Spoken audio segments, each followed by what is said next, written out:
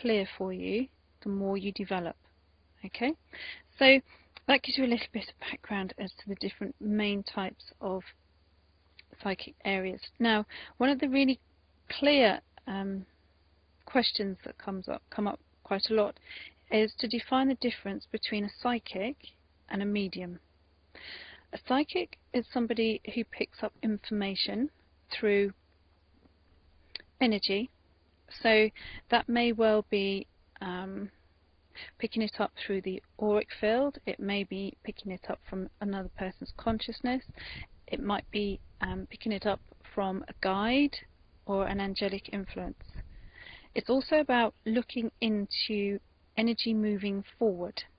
So to give you an example around that, that's where you're looking at predictions and things coming into fruition and things that are coming into your life in the future. What you're actually doing as a psychic is you're tuning into blocks of energy, pockets of energy that are already in place but haven't yet manifest in the physical world.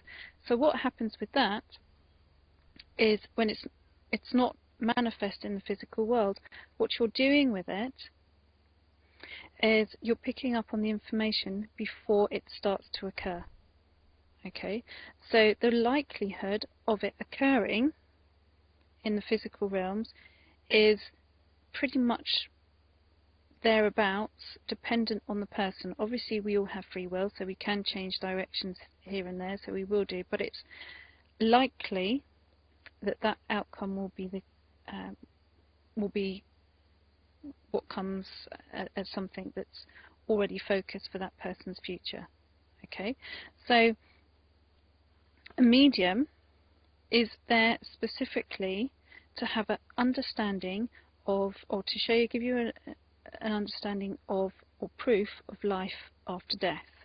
Okay, so what that means is that's tuning into, let's say, a close relative who's passed over, and then that close relative will pass on an opinion on something that's coming up in your future. So